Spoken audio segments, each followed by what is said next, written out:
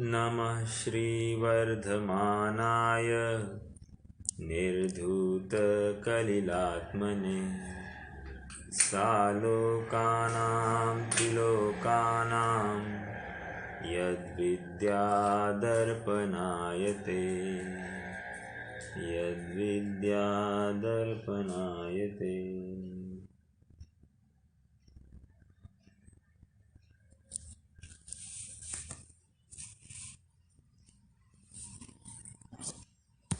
सुखी होने का उपाय एक धर्म का अनुष्ठान का अवलंबन है और वह धर्म सम्यक दर्शन, ज्ञान, चारित्र इन तीन की एकता पूर्वक होता है।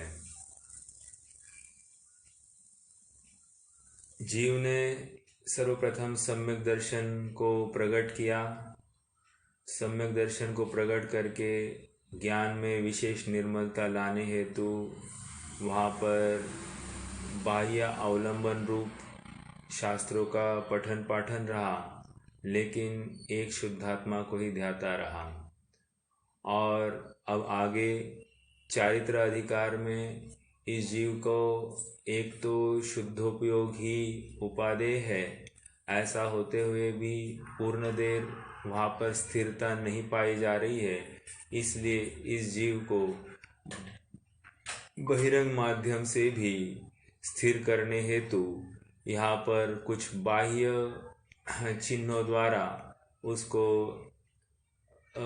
किसी विशेष क्रियाओं के अवलंबन में लगाया जा रहा है और वे क्रियाएं 12 व्रतों के माध्यम से समझी जा रही है, जिसमें 5 पापों का त्याग रूप 5 अणुव्रत होते हैं और 7 शील व्रत होते हैं। शील व्रतों का विभाजन 3 गुणव्रत और 4 शिक्षा व्रत। गुणव्रत गुणाकार रूप से अणुव्रतों की रक्षा करते हैं और स्थिरता बढ़ाते हैं, और शिक्षा व्रत इस जीव के परिणामों को इतना स्थिर कर देते हैं कि अब वह मुनि तुल्य होने के लिए अब निरंतर प्रयत्नशील है और स्वयं को उसी का अभ्यास कराता रहता है। तो उसको आगे चलकर मुनि अवस्था में बाह्य जो कोई संयोग है, विपरीत संयोग होंगे, उन संयोगों को लेकर इसे आकुलता न प्रकट हो जाए। हमने शिक्षा व्रत के अंतर्गत सर्वप्रथम देश व्रत की चर्चा की कि देश व्रत में उसने दिग्व्रत में जो कोई क्षेत्र का परिमाण किया था, उस क्षेत्र में भी स्वयं को और सीमित किया। एक बार देश व्रत इस जीव ने धारण कर लिया तो सहज ही उसका पुरुषार्थ और बढ़ गया। तो वो अब एक समय के लिए, अंतर्मुहूर्त काल के लिए, वो अब सामयिक रूपी एक अनुष्ठान में बैठकर स्वयं को ध्याने के लिए उद्यमी होता है, स्वयं के साथ परिचय करने के लिए प्रयत्नशील होता है। और इसी काल में अब ये सामयिक की स्थिरता जैसे जैसे बढ़ाना चाहता है, अर्थात वहाँ पर वो शुद्धोपयोग की चाह विशेष करने लगा है, और इसीलिए उसको अब आगे का अनुष्ठान बताया जाता है प्रोषद उपवास। प्रोषद उपवास अर्थात ये स्वयं के लिए 1 घंटा 2 घंटा नहीं, अब दिन दिन निकालने की बात है, अर्थात कम से कम 1 दिन निकालने की बात है। घंटा दिन में 1 घंटे की बात, वो तो सामयिक में बात चल रही थी। अब यहाँ पर पूरा दिन स्वयं के लिए निकालना, अर्थात अब किसी भी विषय कषाय में प्रवृत्ति नहीं होगी और किसी आरंभ में प्रवृत्ति नहीं होगी, और सभी प्रकार से संयोगों से विरक्त होता हुआ जीव स्वयं को शुद्धात्मा के रूप में ध्याता हुआ, सबसे स्वयं को भिन्न देखता हुआ, भेद ज्ञान करता हुआ, अब ये अपने लिए पूरा दिन व्यतीत करने के लिए उद्यमी हुआ है। देखो प्रक्रिया भी इसी प्रकार चल रही है, क्योंकि अब आगे मुनि होना है, तो मुनि जब होगा तो वहां पर घर वाले नहीं होंगे, तो इसलिए उनकी कितनी याद सताती है ये भी बात यहाँ पर वो स्वयं को आजमाएगा। या फिर गृहस्थी संबंधी जो कोई विकल्प है या व्यापार संबंधी जो कोई विकल्प है उसे कितने सताते हैं ये स्वयं को आजमाएगा। और इसलिए मान लीजिए किसी को ब्याज से पैसा दिया हो, या फिर मान लीजिए किसी से कुछ वस्तु मंगवाई हो, आदि आदि अनेक अनेक बातें होगी, या किसी के साथ में कोई वाद विवाद हो गया हो, तो इन संबंधी वो स्वयं को अपने परिणामों को आजमाने के लिए वो समय जो निकाला है वहां पर स्वयं को परखेगा। प्रोषद उपवास का हमने पिछले बार एक छंद पढ़ा था, वो छंद एक बार फिर से पढ़ते हैं और फिर आगे बढ़ेंगे। पर्वण्यष्टम्यांच ज्ञातव्यः प्रोषदोपवासस्तु चतुरभ्यवहार्याणां प्रत्याख्यानं सदेच्छाभि। इसमें मुझे 2-3 बिंदु के ऊपर ध्यान बताना है। एक तो पर्व का अर्थ चतुर्दशी करना है यहाँ पर। क्यों? क्योंकि यहाँ इन्होंने मात्र अष्टमी नामक पर्व अगर ऐसा लेते हैं तो फिर चतुर्दशी का महत्व कम हो जाएगा। लेकिन हम सबको ज्ञात होना चाहिए कि जितने भी बड़े पर्व होते हैं ये चतुर्दशी के दिन ही होते हैं। जैसे मैं आपको बताऊं, वर्ष का आखिरी दिन होता है वो चतुर्दशी का होता है, मतलब सांवत्सरिक प्रतिक्रमण भी चतुर्दशी के दिन होता है। ये हमारे जितने भी 10 लक्षण पर्व का समापन होता है वो चतुर्दशी के दिन होता है।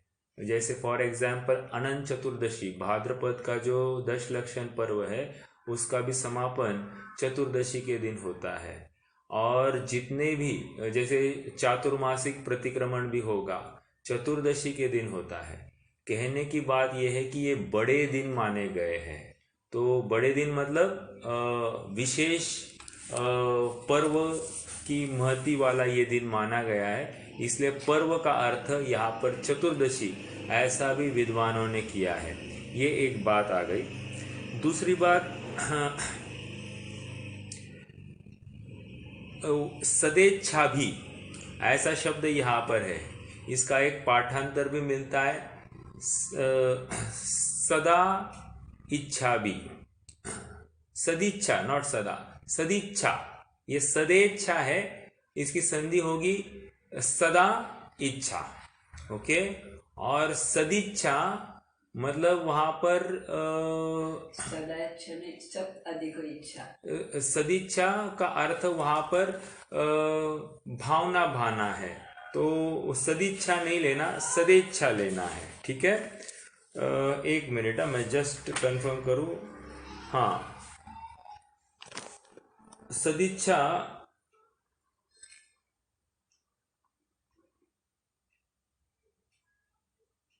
प्रशस्त अभिप्राय, सदिच्छा का अर्थ प्रशस्त अभिप्राय होता है, और सदेच्छा का अर्थ सदा इच्छा करना।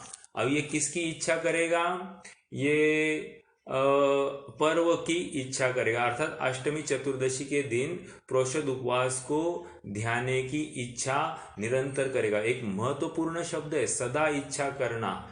अब सदा इच्छा कहकर not confined for 1 month, 2 months, 3 months, ये कह रहे हैं कि सदा का कहकर, सदा इच्छा करने को कहकर ये बताना चाहते हैं कि अब मरण तक ये अब प्रोषद उपवास की इच्छा या भावना निरंतर करेगा। ओके, तो सदेच्छा का अर्थ हमने देखा, महत्वपूर्ण शब्द है यहाँ पर। तो ये एक बात हो गई।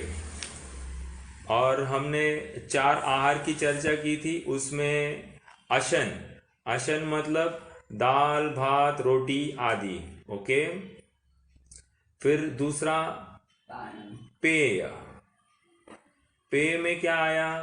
पानी, दूध आदि पेय पदार्थ, ये पान में लेंगे या पेय में लेंगे। 2 लड्डू पेड़ा बर्फी आदि खाद्य में लेंगे, खाद्य में।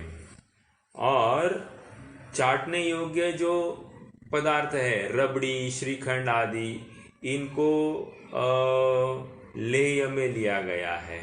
ठीक है, तो ये चार बातें, खाद्य, स्वाद्य, लेय, पेय, ये और एक विवक्षा है। देखो, खाद्य, स्वाद्य, लेय, पेय ये अलग विवक्षा है, और अशन, पान, खाद्य और लेय ये अलग विवक्षा है। तो इनमें से कोई भी विवक्षा होगी तो उसमें सभी को गर्भित कर दिया। अभी खाद्य में इन्होंने चार आहार को ले लिया, आहार लड्डू पेड़ा सब उसी में ले लिया।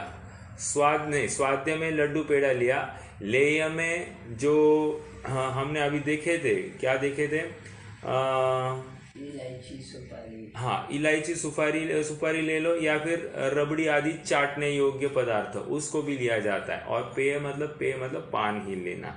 ठीक है, तो ऐसे भी अर्थ किया जा सकता है। खाद्य और स्वाद्य, खाद्य मतलब ही अशन, ओके, और स्वाद्य की जगह पर, सॉरी, स्वाद्य मतलब अशन, खाद्य की जगह पर लड्डू पेड़ा ऐसा लेना है। ठीक है, चलिए,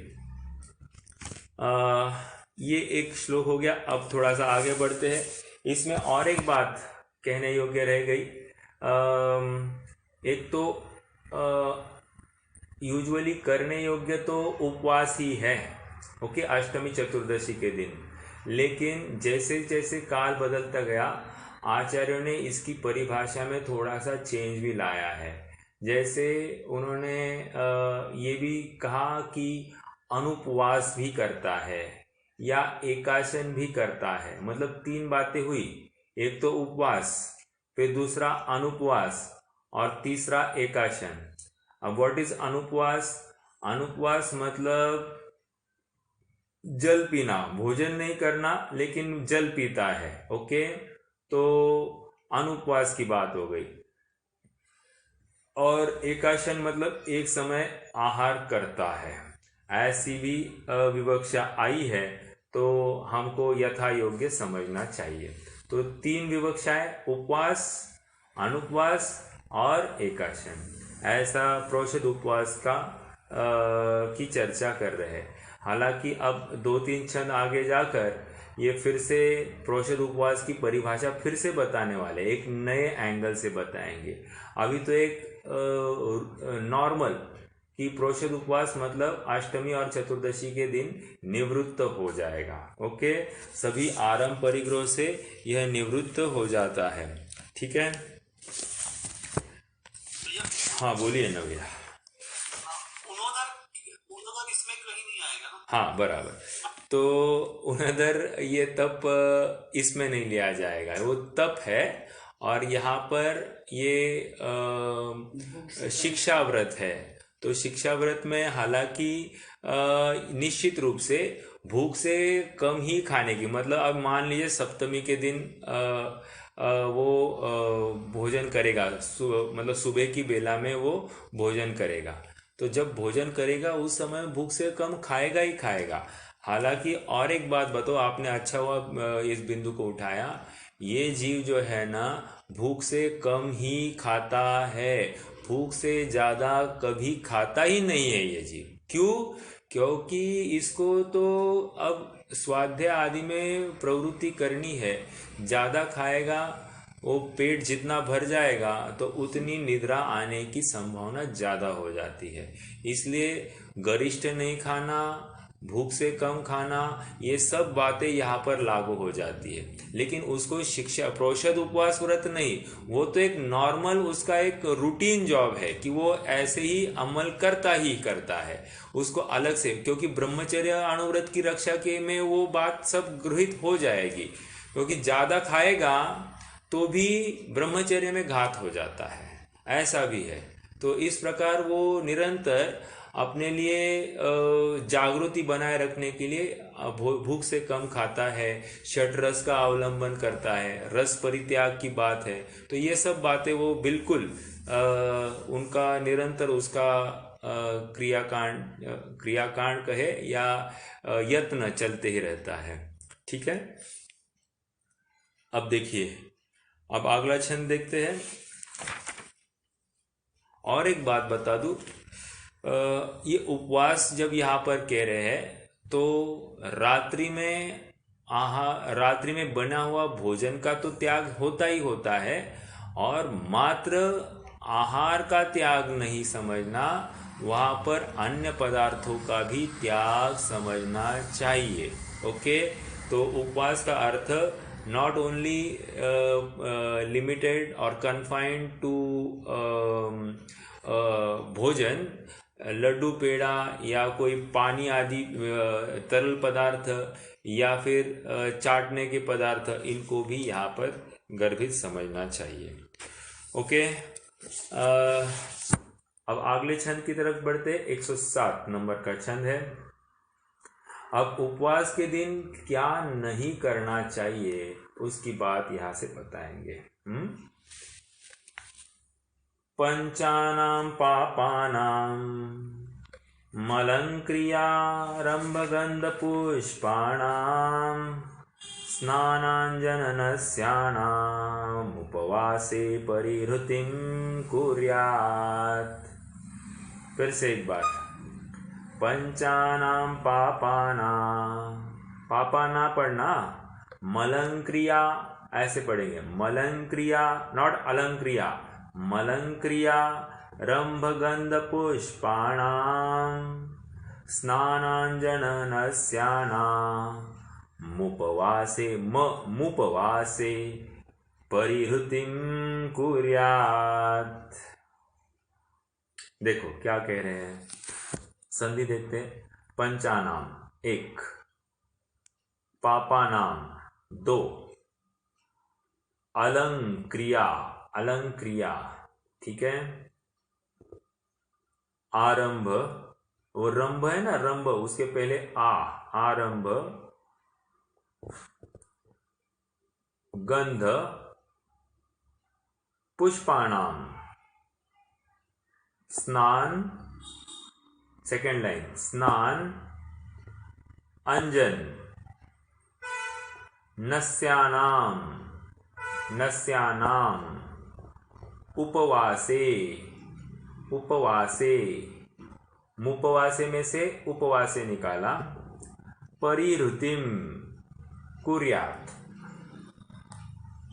परिहृतिम मतलब सेकेंड लाइन का देखो, उपवासे परिहृतिम कुर्यात्, उपवास के दिन, परिहृतिम मतलब त्याग, कुर्यात् मतलब करना चाहिए, उपवास के दिन त्याग करना चाहिए। किसका किसका त्याग करना, तो आप ऊपर से मेल लगाते हैं।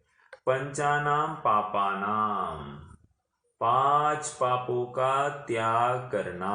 1 मतलब क्रोध हिंसा नहीं करना, झूठ नहीं करना बोलना, चोरी योग्य कोई परिणाम या कार्य नहीं देखना, सभी अतिचार ये सब लगाने हैं उसमें, कुशील सेवन नहीं करना और परिग्रह की भावना नहीं रखना।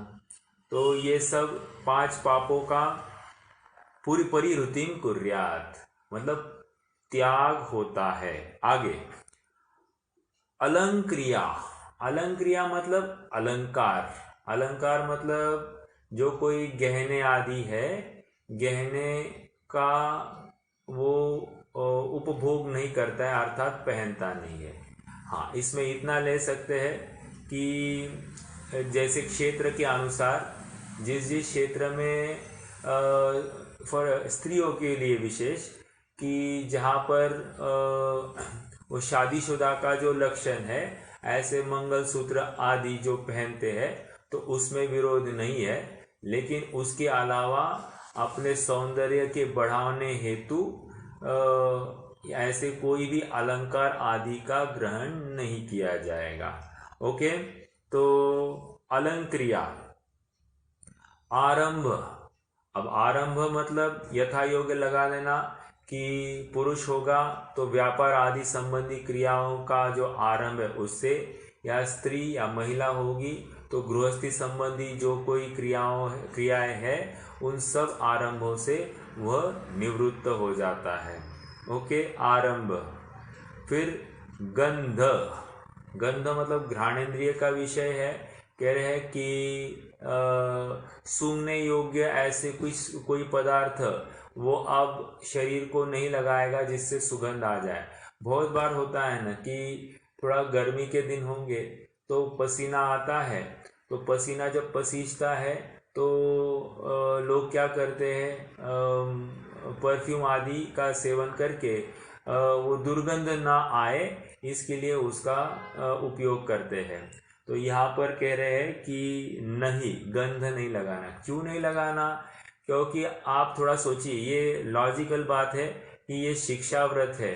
अब थोड़े ही दिन में ये मुनि होने वाला है जीव, और मुनि होगा तो वहाँ तो तप तपते समय उसका शरीर से पसीना आएगा, पसीना आएगा तो उसमें से बदबू आएगी, बदबू आएगी तो उसको उसमें ग्लानि भाव नहीं होगा, तभी तो वो सहन परिसर आदि सहन करने में समर्थ होगा। अब यहीं पर वो वहां पर जाकर अगर वो फेल हो गया, इसका मतलब उसने श्रावक अवस्था में यथा योग्य पुरुषार्थ नहीं किया है, वो उसका संकेत होगा। तो इसलिए कह रहे हैं कि गंध गंध भी नहीं लगाएगा। ओके। और क्या? पुष्पानाम। अब पुष्पानाम के नाम पर आप फिर से यहाँ पर फूल नहीं लेना, यहाँ पर यथा योग्य जो कुछ बात होगी उस समय में तो उसका उपयोग नहीं करेगा जिससे सुगंध आदि आता हो, या फिर सौंदर्य आदि का कोई ऐसा प्रतीक होगा पुष्प। ठीक है। और क्या नहीं करेगा? उपवास के दिन स्नान नहीं करेगा। Very very important. स्नान नहीं करेगा इसका मतलब आप समझ रहे हैं, स्नान करेगा तो पानी छानने के लिए आरंभ होगा, इसलिए आरंभ से निवृत्त होना है, इसलिए नियम से स्नान करना नहीं है। एक बात। दूसरी बात, अगर स्नान नहीं करेगा तो इस जीव के हाथ से भगवान का प्रक्षाल भी नहीं होगा, ऐसा हमको समझना चाहिए। अब वर्स्ट केस में जहां पर दूसरा कोई है ही नहीं, तो उस केस में फिर ये कम से कम पानी का प्रयोग करके वहां पर प्रक्षाल आदि करे, लेकिन स्नान करेगा, लेकिन वो अपवाद मार्ग है। राजमार्ग तो यही है कि उस दिन हम सभी आरंभ की क्रियाओं से निवृत्त होंगे। समझ में आया? तो स्नान भी नहीं करता है। भैया हाँ बोलिए। अगर स्नान पूजा दर्शन आदि भी नहीं होगा ना? हाँ देखो, दर्शन करने में विरोध नहीं है भैया, क्योंकि षट आवश्यक श्रावक के जो आवश्यक है, षट आवश्यकों में तो कहीं खंडित नहीं होगा। दर्शन करने में विरोध नहीं है, लेकिन भगवान को हाथ लगाने में विरोध है इस दिन, क्योंकि शुद्ध होकर ही प्रक्षाल आदि किया जाता है। ये मतलब उस क्रिया में फिर शुद्धि नहीं रहेगी, इस अपेक्षा से वो बात चलती है। ठीक है। लेकिन षट आवश्यक तो होंगे, और षट आवश्यक में बिल्कुल देव दर्शन या स्तुति आदि जो कुछ है वो तो है ही है, तो विरोध नहीं है। भाई जी आपने क्या कहा था, वो बगैर स्नान वगैरह फिर वो मंदिर प्रक्षाल का नहीं होगा? अच्छा देखो, मैंने ये बताया कि ये जो जीव है आज उपवास है इसका, तो उपवास के दिन आरंभ होगा, अगर वो नहाएगा तो आरंभ का कार्य होगा। आरंभ का कार्य मतलब पानी छानने को लेकर सब सारी बातें हो जाएगी, तो पानी छानना, उसकी मर्यादा करना, ये सब आरंभ होगा। और जहाँ जहाँ आरंभ होता है वहाँ वहाँ हिंसा होती है। अब उपवास के दिन ये क्या हुआ है, विषय कषाय से हटा है, आरंभ से हटा है, और फिर से स्नान करने के बहाने फिर से आरंभ करना पड़ेगा। तो पांच पापों में से हिंसा रूपी पाप में तो प्रवृत्ति हुई कि नहीं हुई? तो इसलिए लॉजिकल बात क्या है कि उपवास के दिन नहाया नहीं जाता है, यह हमको समझना चाहिए। ठीक है। तो नहीं भाई जी, वो लॉजिक नहीं समझ रहा। हाँ हम तो बोलते हैं एग्जाम टाइम मंदिर में जाना या फिर अभिषेक पूजा वगैरह उपवास के दिन? हाँ देखो, यहाँ पे वो नहीं समझ रहा एग्जैक्टली नहीं क्यों कोई ऐसा। कहता है उसकी बात थोड़ी चल रही है, क्योंकि कहने वाले की नहीं बात नहीं। मतलब तो शुभ भाव वगैरह तो वो मंदिर तो जाएगा वगैरह फिर वो। हाँ, तो उस समय में अब वो कहाँ रहेगा उसकी भी बात बताएंगे कि वो वसति का या श्मशान या फिर मंदिर आदि एकांत स्थान में जाकर ये सब कार्य करने वाला है, तो वो वहीं पर रहता है। उपवास के दिन थोड़ी घर में रहेगा, और घर में भी रहने का योग बने तो एकांत एक रूम में स्वयं को फिर वो लॉक कर देगा, मतलब वो फिर बाहर किसी के साथ में कोई भी नाता नहीं रखेगा। ऐसा मतलब वहाँ अगर रूम में व्यवस्था होगी ऐसी तो की बात है, नहीं तो घर से बाहर ही जाएगा।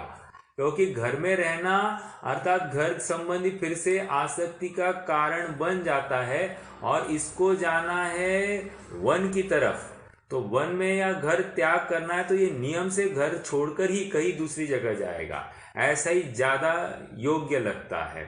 तो मंदिर में ज्यादा से ज्यादा जाना की बात नहीं, मंदिर में ही रहेगा ये कह रहे हैं, ठीक है। लेकिन मंदिर में रहेगा इसका मतलब प्रक्षाल करेगा, ये कहाँ से बात आती है। देव दर्शन कर सकता है लेकिन प्रक्षाल की बात नहीं आती है। ओके, भैया हाँ बोलिए ना। हाँ, महिलाओं के लिए क्या व्यवस्था है ऐसे इसमें? हाँ, महिलाओं के लिए भी ऐसा ही है कि वे भी कोई मंदिर होगा या मठ होगा तो वहाँ पर वे जाकर रुके। ओके, और वहीं पर ये सभी बातें होगी। जैसे उपवास के दिन वे भोजन आदि का त्याग नहीं करेंगे, किसी के लिए भोजन नहीं भोजन आदि का त्याग करेंगे स्वयं के लिए, किसी घर के मेंबर के लिए भोजन भी नहीं बनाएंगे। ये सब बातें उनकी भी होगी।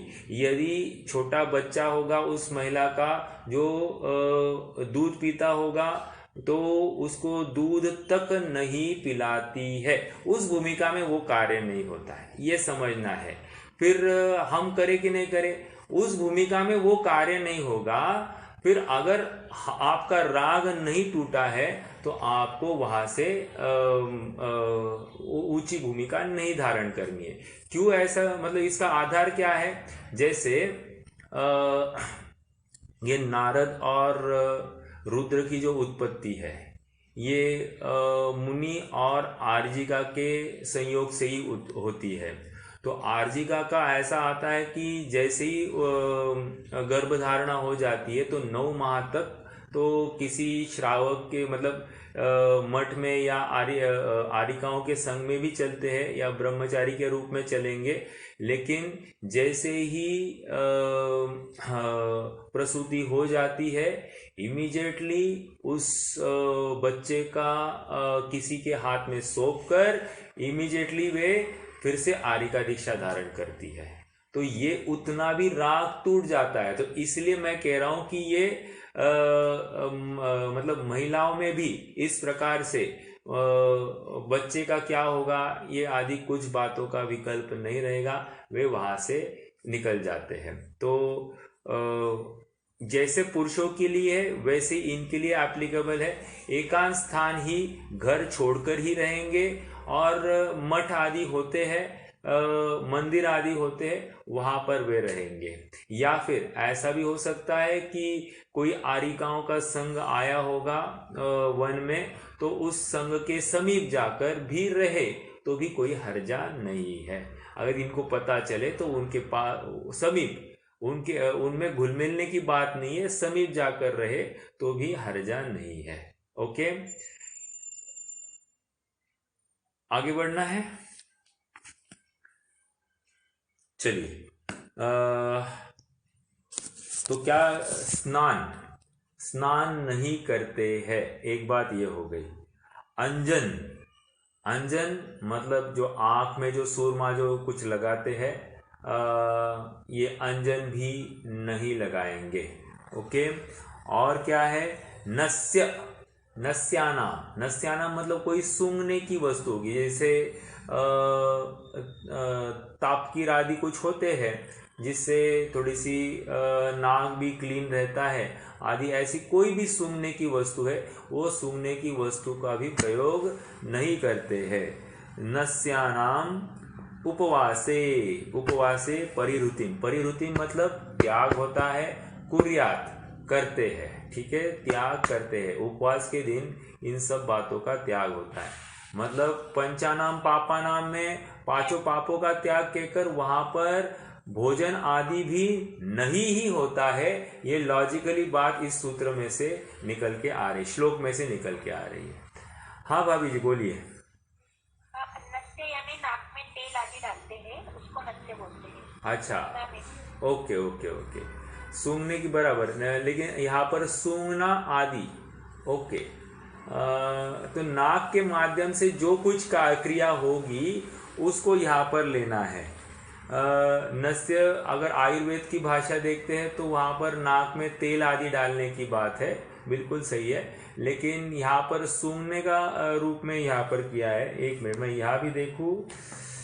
अंजन काजल सूरमा आदि लगाना, नाक से नास आदि का सूंघना नहीं। यहाँ पर भी प्रभाचंद्र जी की टीका में भी नाक से नास आदि का सूंघना है। अब यहाँ पर क्या है, नास सूंघने की ही बात है, सूंघने की बात कर रहे, लेकिन आपका बिंदु कोई गलत नहीं है।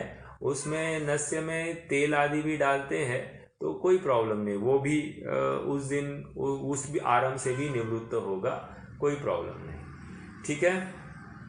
तो ये सब बातें उपवास के दिन नहीं की जाएगी, ओके। देखो ये सब बहिरंग स्वरूप बताया जा रहा है। इन सब में जितना उपयोग अटक रहा था उतना उपयोग अभी बच गया। अब जितना बचा है वो कहाँ लगाएगा? अब निश्चित रूप से अपने आत्मा को ध्यान के लिए लगाएगा। अब इसमें मैं आपका थोड़ा सा ज्ञान इस तरफ आकर्षित करना चाहता हूं कि मान लीजिए ये जो प्रोषद उपवासधारी जीव है, इसका हैंड टू माउथ एग्जिस्टेंस है, अर्थात कमाएगा तो खाएगा, अब कमाएगा नहीं तो खाएगा भी नहीं, ऐसे कंडीशन वाला जीव है। तो ये क्या करेगा? उस दिन छुट्टी लेनी पड़ेगी और उस दिन फिर लॉजिकली क्या करेगा? भोजन नहीं बनेगा, क्योंकि कमाया नहीं है तो पैसा नहीं है तो भोजन भी की जरूरत नहीं पड़ेगी।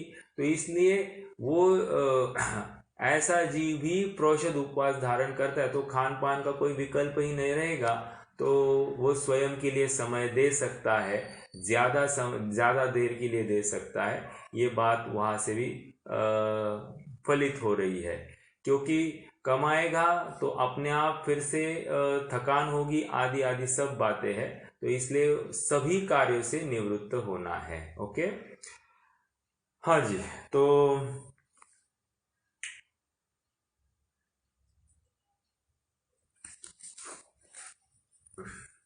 ये सब बातें यहाँ पर है।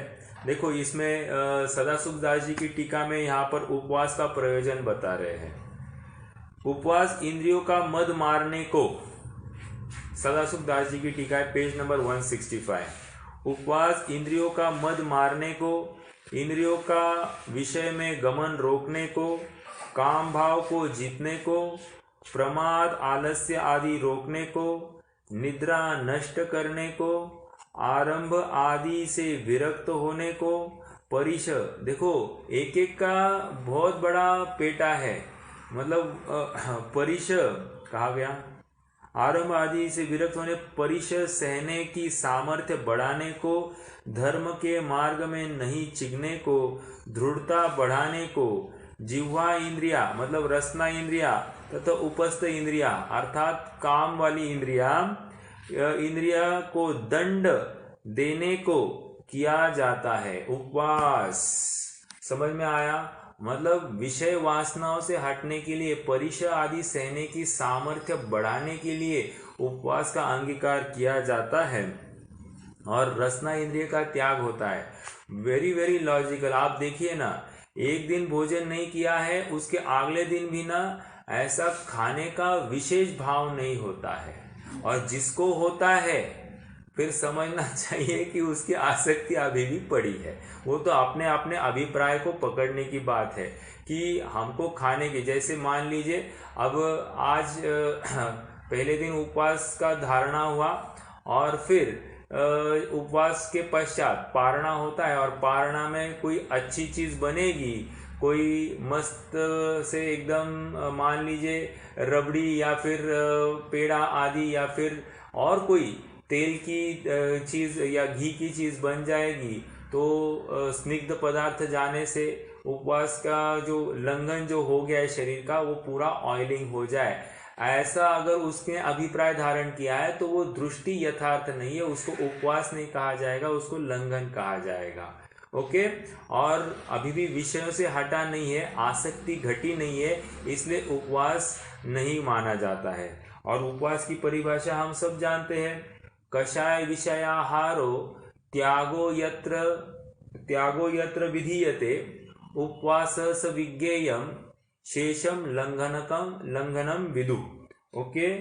अर्थात उपवास के दिन कषाय, विषय और आहार, तीन बातें कही। कषाय का त्याग, विषयों का त्याग, विषय कौन से? इंद्रियों के विषय, ओके, पंचेंद्रियों के विषय का त्याग, और आहार, इन सब का त्याग होता है। ना मात्र आहार का त्याग होता है, कषाय का भी त्याग होता है और विषयों का भी त्याग होता है। देखो, विषयों का त्याग होता है का अर्थ क्या करना? विषयों को निकालना नहीं है। जैसे विषय मतलब क्या? स्त्री, पुत्र, मकान आदि ये सब विषय है, आपने व्यापार धंधा आदि विषय है। तो विषयों का त्याग होता है मतलब विषयों के प्रति के राग का त्याग होता है। विषयों को हटाना नहीं है, विषयों के प्रति अपना जो ममत्व परिणाम है, राग परिणाम है, उसको हटाना है। ओके। तो ये उपवास की परिभाषा आई है। तो यहाँ पर उपवास का प्रयोजन हमने सदाशिव दास जी के माध्यम से देखा कि उपवास के दिन क्या करने योग्य, क्या नहीं करना चाहिए। अब नास्तिपरक कथन हो गया, अब अस्तिपरक कथन बताएंगे अगले श्लोक के माध्यम से। तो उपवास के दिन अब क्या करना, ये नहीं करना, नहीं करना, नहीं करना, सब समझ में आया, लेकिन करना क्या फिर? तो अब उसके लिए वे अब अगले छंद के माध्यम से हमको समझा रहे हैं। सब पढ़ते हैं। धर्मामृतम सतृष्णः श्रवणाभ्याम पिबतु पाययेद्वान्यान् ज्ञान ध्यान परो वा भवतुपवसन्न तंद्रालु। फिर से, धर्मामृतम सतृष्णः श्रवणाभ्याम पिबतु पाययेद्वान्यान् ज्ञान ध्यान परो वा भवतुपवसन्न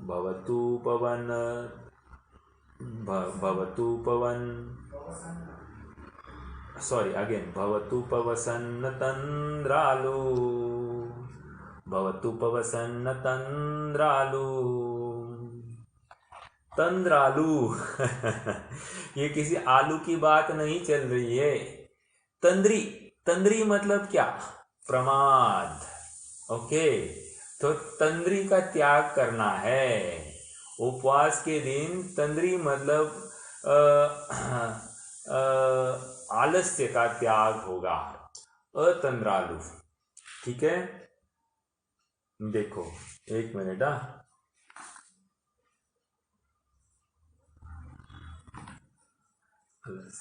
हाँ, तंद्रालु मतलब आलस्य, अ मतलब रहित। ओके। अब पढ़ते हैं हम, संधि देखते हैं। धर्मामृत एक, सतृष्णः, सतृष्णः श्रवणाभ्याम पिबतु पाययेत् अन्यान व अन्यान, पाययेत् व अन्यान।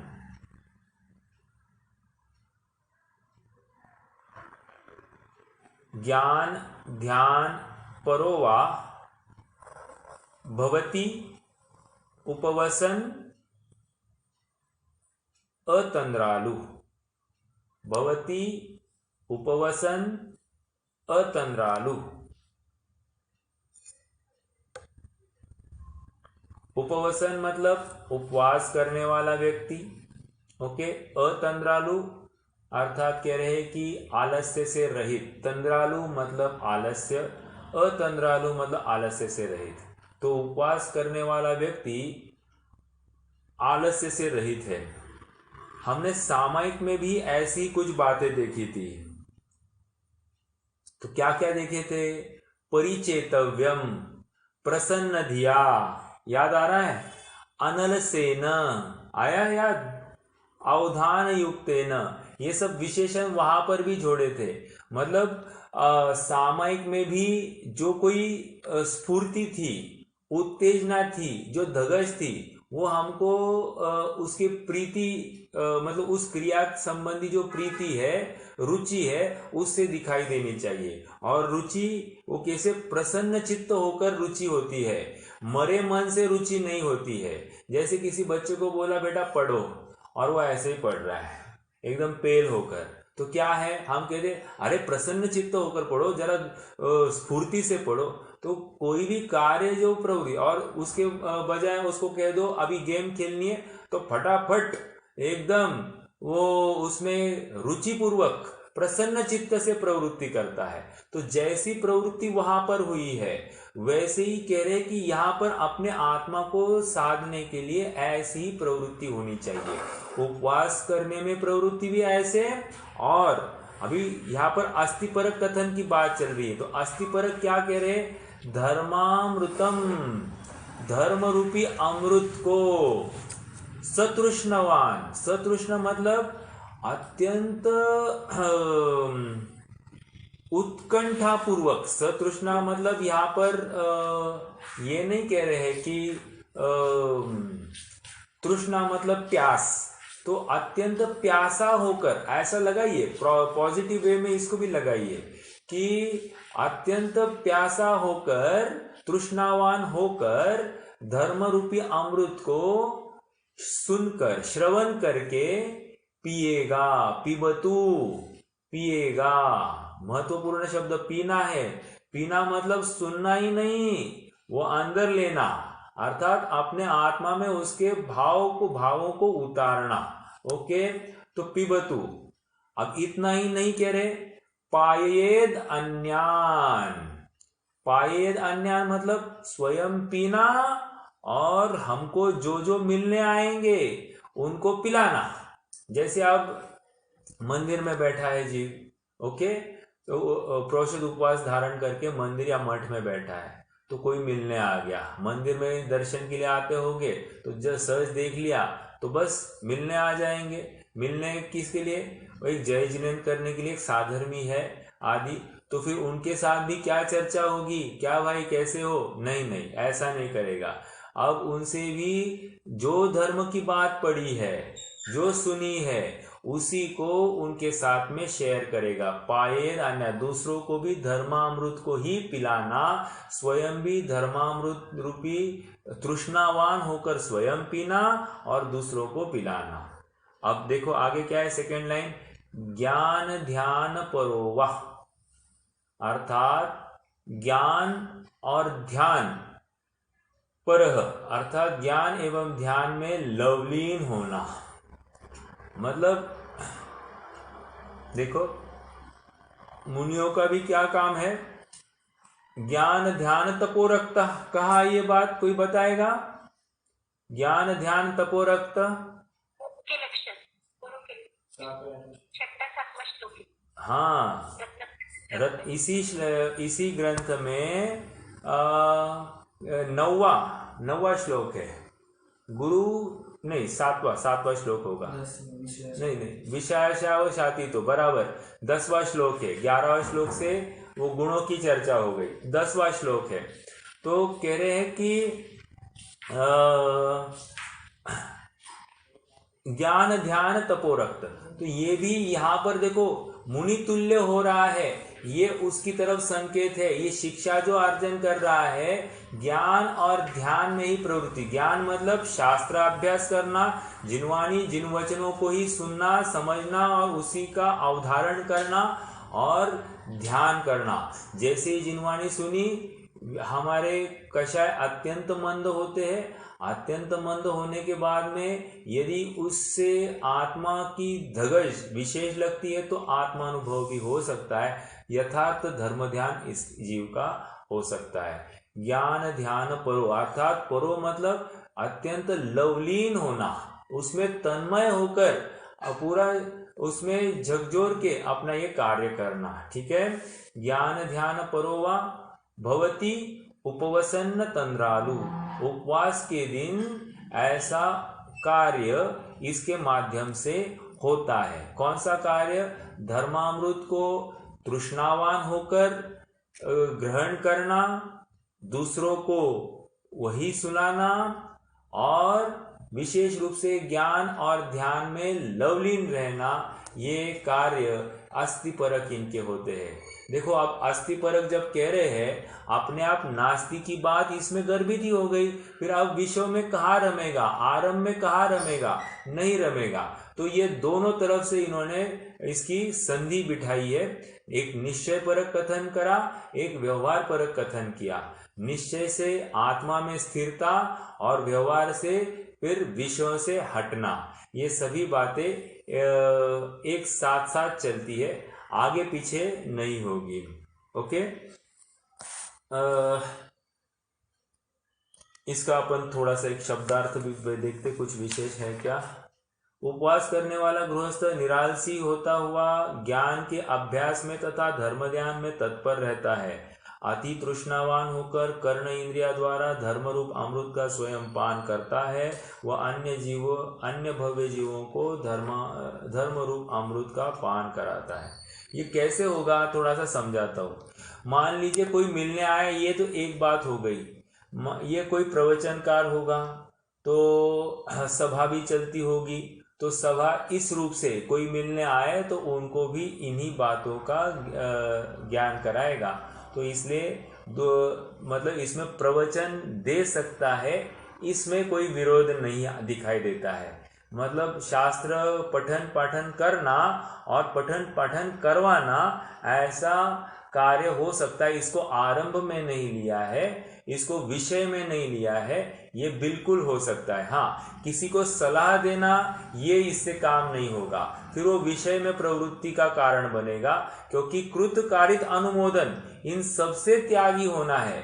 तो किसी को विषय का अनुमोदन भी करना इससे नहीं होगा। ओके, क्योंकि मुनि होना है और मुनि तो सदाकाल मौन ही धारण करते हैं, वे बोलते ही नहीं है। तो अब ये भी हर प्रकार से मौन धारण करता है और किसी से बोलता है, बोलेगा तो धर्म की ही बात करेगा, अन्य कोई भी बात, सांसारिक कोई प्रयोजनार्थ कोई भी बात नहीं रखेगा।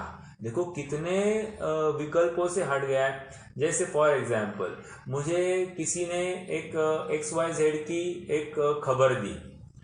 अब वो खबर आई तो मुझे उसको लेकर विकल्प चले कि नहीं चले। अब मान लीजिए मुझे खबर ही नहीं आती तो उसको लेकर मेरे विकल्प भी नहीं चलते। ओके, तो निमित्त के रूप में वो खबर थी।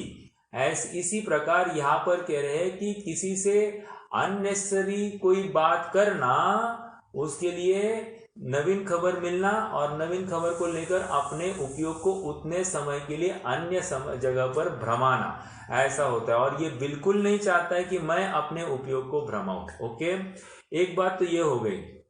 दूसरी बात, ये जो प्रोषद उपवास धारण करता है, तो मैंने तो एक बात कही,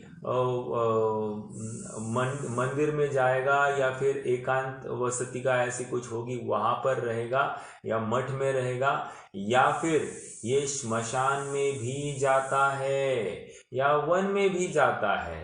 क्यों? हमने सेठ सुदर्शन की बात आती है, या फिर वारिशेन की बात आती है, तो ये कहाँ थे? तो ये सब वहीं पर श्मशान आदि में ही वे उनका प्रोषद उपवास वे वहां पर करते थे। एक बात तो ये हो गई, हमने सामयिक, सामयिक में ये कितने बार कितने घंटे स्वयं को दे रहा है, वैसे कोई बताएगा? सामयिक व्रत में ये दिन में कितने घंटे स्वयं को देता है या कितने मुहूर्त देता है? कम से कम 3 मुहूर्त ये स्वयं के लिए देता है, और ज्यादा से ज्यादा ये कितने हो जाएंगे? 3 नहीं, 6 घड़ी ना, 6 घड़ी का 2 मुहूर्त होते हैं ना, नहीं 3 मुहूर्त होते हैं। हाँ, तो 9 घड़ी, 9 मुहूर्त ज्यादा से ज्यादा देगा। फिर से कहता हूं कि कम से कम सामयिक व्रत वाला 3 मुहूर्त स्वयं के लिए देता है, 48 मिनट का 1 मुहूर्त, तो ऐसे 3 मुहूर्त ये देता है दिन में। और ज्यादा से ज्यादा कितना देगा? 9 मुहूर्त देगा, क्योंकि उत्कृष्ट सामयिक कितने काल की बताइए? 6 घड़ी की बताइए। 6 घड़ी मतलब 144 मिनट्स, तो ये 3 मुहूर्त होते एक सामयिक में। तो उत्कृष्ट सामयिक अगर तीनों बार करता है तो मैक्सिमम 9 मुहूर्त वो दे सकता है स्वयं के लिए। 9 मुहूर्त मतलब लगभग 12 9 108, 9 घंटों में 1.5 पौने 2 घंटा कम कर दीजिए, लगभग 7.5 घंटा वो दिन में सामयिक करता है, अगर उत्कृष्ट सामयिक हो गई तो। ओके, अब उसमें खान पान भी करना है, व्यापार आदि भी करना है, सोना धोना भी है, तो कितने कैसे मैनेज करता होगा आप इमेजिन कीजिए। तो लॉजिकली बात, इतना पुरुषार्थी तो घर में भी हो सकता है, फिर भी अब पूरा पुरुषार्थी होने के लिए ये दिन भर के लिए ही छुट्टी निकाल दिया है इसने, तो घर में खान पान के लिए जो समय जाता था वो भी अब उसको बर्दाश्त नहीं है, वो भी उसको अपने आत्मा आराधना के लिए समर्पित करना है। तो इस न्याय से अब ये कितने देर के लिए प्रोषद धारण करेगा? तो विशेष कार्य क्या होगा? सामयिक ही करेगा, विशेष सामयिक करेगा। तो लॉजिकल जो बात दिखती है ना, वो 9 घंटा जो 9 मुहूर्त जो सामयिक है, ये प्रोषद उपवास के दिन विशेष रूप से फलती हुई दिखाई देती है। ओके, तो ये एक बात हमने देखी। देखो, प्रश्न है क्या किसी को?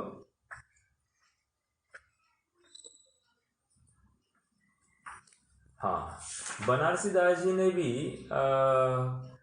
सामयिक के बारे में जो बात कही है वो भी एक बार पढ़ लेते हैं।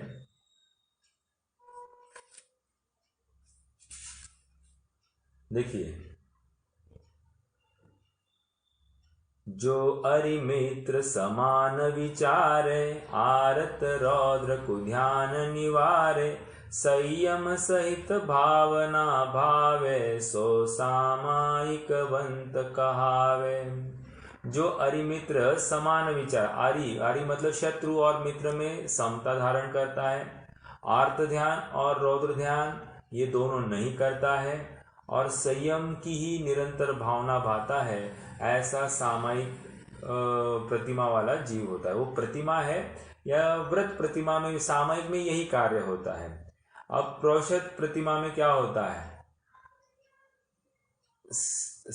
सामयिक की सी दशा, चारि पहर लो होई, अथवा 8 पहर रहे, प्रोष प्रतिमा सोए। फिर से, हाँ देखो, अब पकड़ना, थोड़ी सी बात को पकड़ना, मैंने जानबूझ के उठाई ये विषय। प्रोषद प्रतिमा की बात चल रही है। सामयिक की सी दशा, चारि पहर लो होई, अथवा 8 पहर रहे, प्रोष प्रतिमा सोए।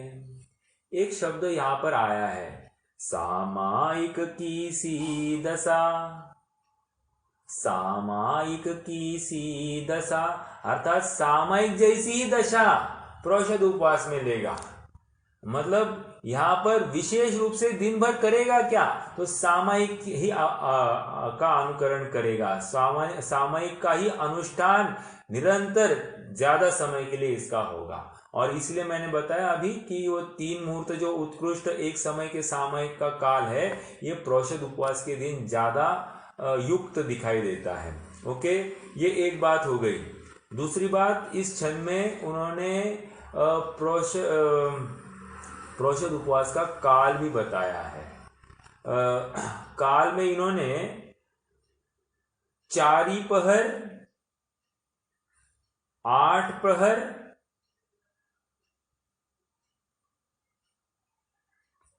1 मिनट, 12 घंटे अथवा हाँ बराबर 12 घंटे अथवा 24 घंटे। 4 प्रहर मतलब 1 प्रहर होता है 3 घंटों का, और 8 प्रहर मतलब ये 24 घंटा होगा। 4 प्रहर मतलब ये 12 घंटा होगा। अब प्रश्न ये खड़ा हो रहा है, अन्य आचार्यों ने तो प्रोषद प्रतिमा का जो जघन्य, मध्यम और उत्कृष्ट काल बताया है उसमें 24, 36 और 48 घंटे बताया है। कितना? 24, 36 और 48 घंटे बताया है। और यहाँ पर इन्होंने 12 और 24 घंटे के रेंज बताई है। ओके, तो क्या अंतर है ये अपने को अब अगला श्लोक आएगा उसमें ये बात समझ में आएगी, उनकी क्या विवक्षा है और यहाँ की क्या विवक्षा है। ठीक है, आइए।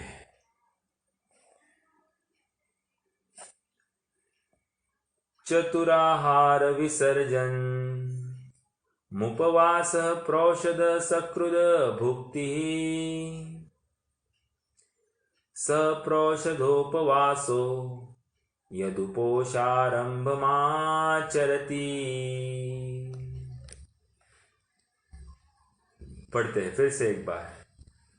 चतुराहार विसर्जन मुपवास प्रोषद सकृद भुक्ति सप्रोषधोपवासो यदुपोषारंभमाचरति। बहुत सुहावना लगता है पढ़ने के लिए। छंद की अब संधि देखते हैं अपन। चतुः आहार, चतुः आहार, विसर्जनम, विसर्जनम, उपवास प्रोषद सकृद भुक्ति, प्रोषद सकृद भुक्ति स प्रोषधोपवासो यदुपोषारंभ यदु यद यद उपारंभ यदु, एक मिनट,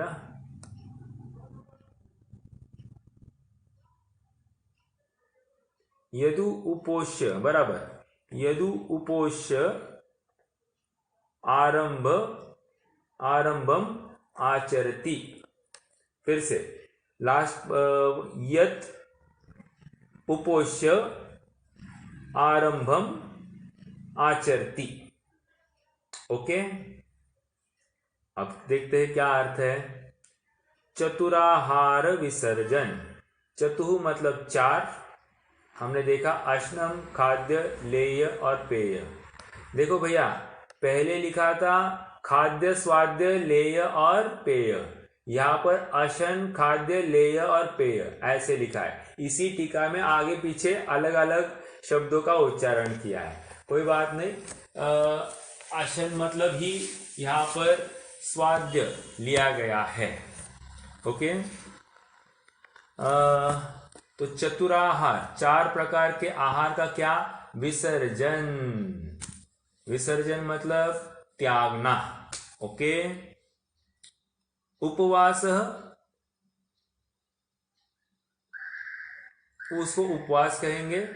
आगे अब प्रोषद का क्या है? प्रोषद, अब प्रोषद सकृत भुक्ति, प्रोषद सकृत भुक्ति मतलब सकृत भुक्ति, भुक्ति मतलब खाना, सकृत मतलब एक बार, सकृत मतलब एक बार क्या करना, भुक्ति मतलब भोजन करना। ओके, तो प्रोषद का अर्थ क्या कह रहे हैं, एक बार भोजन, और चतुराहार विसर्जनम इसका अर्थ क्या है, उपवास। दो परिभाषाएं हो रही है, और पूरा शब्द क्या है, प्रोषदोपवास। प्रोषद प्लस उपवास इज इक्वल टू प्रोषदोपवास। और प्रोषद का अर्थ क्या कर रहे हैं यहां पर, नवीन अर्थ है। प्रोषद का अर्थ एक बार भुक्ति, और उपवास का अर्थ चारों आहार का त्याग। तो अब प्रोषद उपवास का अर्थ क्या होगा, एक बार भुक्ति सहित चार आहार का त्याग। ओके, सप्रोषदोपवासो, स उसकी वह क्रिया, प्रोषदोपवासो प्रोषद उपवास कहलाती है। कैसी, यत जो, उपोष्य, उपोष्य मतलब उपवास करके, आरंभम अर्थात एकाशन को आचरता है या करता है। ओके, उपवास करके एकाशन को करता है। अब व्हाट इज दिस, ये थोड़ा समझेंगे अपन। ओके, थोड़ा सा इसका भावार्थ भी पढ़ते हैं तो और बात खुलेगी। इन चार प्रकार के आहार का 16 प्रहर को सर्वथा त्याग करना उपवास है। मैं स्क्रीन के ऊपर की जो भावार्थ है उसको पढ़ रहा हूं। इन चार प्रकार के आहारों का 16 प्रहर को सर्वथा त्याग करना उपवास कहलाता है। 16 प्रहर, 16 त्रिक 48, 48 घंटों के लिए जो त्याग हुआ उसको उपवास कहा।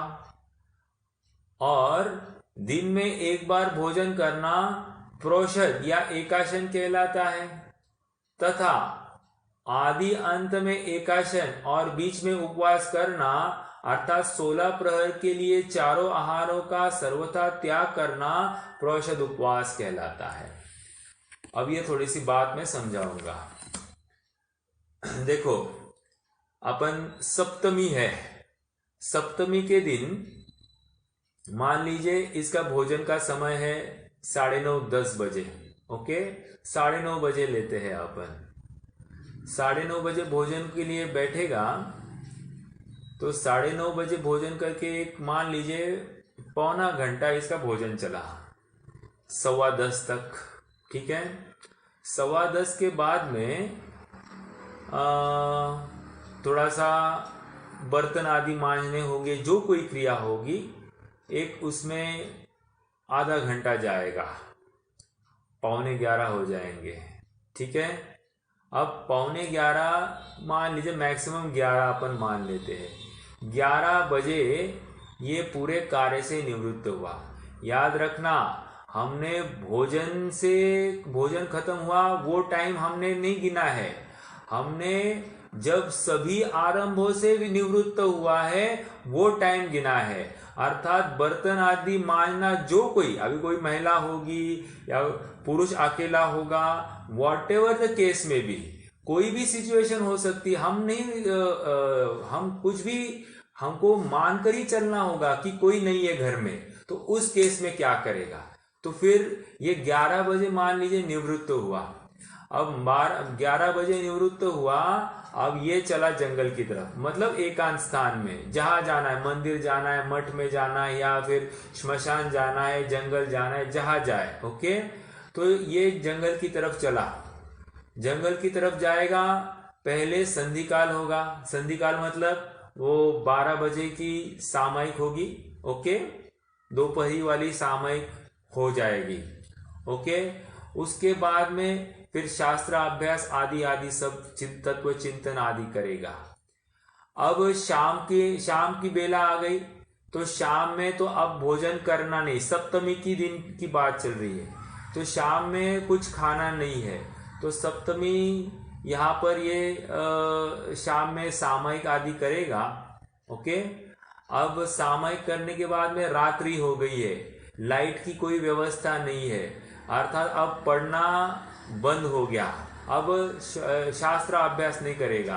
तो अब क्या करेगा, अब ये जो पढ़ा है इसी को स्मरण करेगा, उसी का भाव भाषण करने का यत्न करेगा और बार बार स्वयं के आत्मा को चेतने का प्रयास करेगा या स्वरूप गुप्त होने का प्रयास करेगा। ओके, अब मान लीजिए 9 बज गए, 9 बज गए, 10 बज गए, अब सो जाएगा? 10 बजे सो जाएगा या नहीं सो जाएगा? कोई जवाब देगा? हाँ, भैया कह रहे नहीं सोएगा, बराबर। तो नहीं सोएगा तो क्या करेगा, ये तत्व चिंतन ही चला रहेगा, तत्व चिंतन। मान लीजिए अब 12 बज गए हैं, अब क्या करेगा, सोएगा या नहीं सोएगा? याद रखना, ये मुनि होने के लिए तैयारी कर रहा है। नहीं सोएगा, क्योंकि अंतिम रात्रि के प्रहर में जो क्या कहा,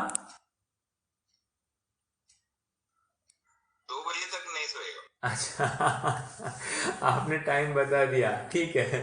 तो रात्रि में भी सामयिक करेगा, 12 बजे वाली जो संधि काल वाली सामयिक है वो सामयिक भी करेगा, और फिर अंतिम प्रहर में वो थोड़े समय के लिए सोता है।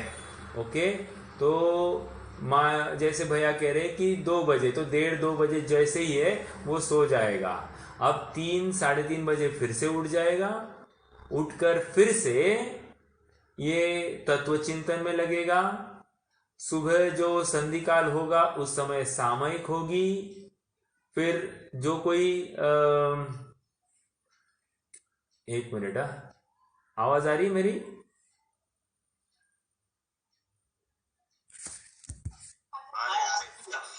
ओके, तो सुबह उठेगा और उसके बाद में जो कोई प्राथमिक जो विधि है उसको करेगा,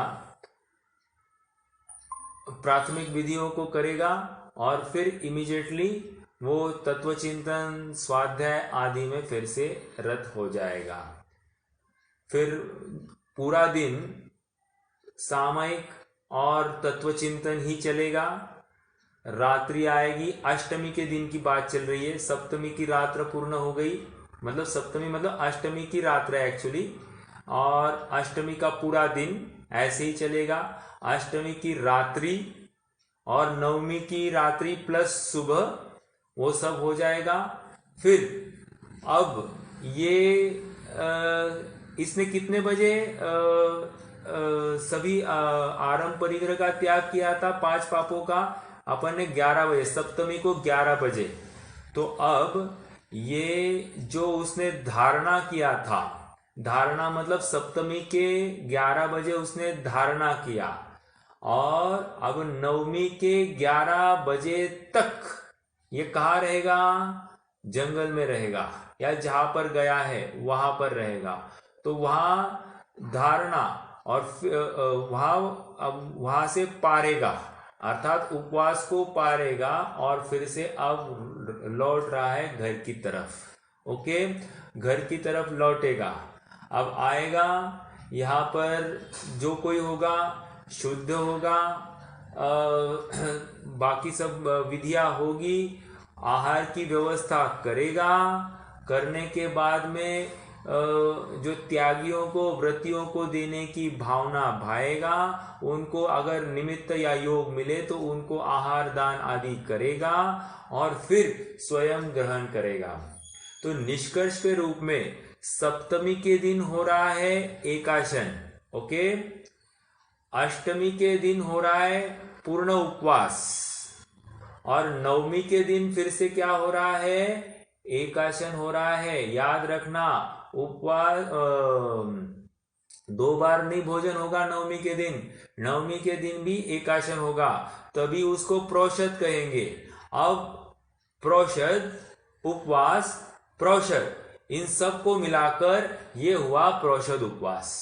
ये विशिष्ट परिभाषा आचार्य समनभद्र स्वामी द्वारा यहाँ पर बताई गई है। प्रोषद उपवास, प्रोषद उपवास, ये टोटल 48 घंटों का स्पैन हो गया।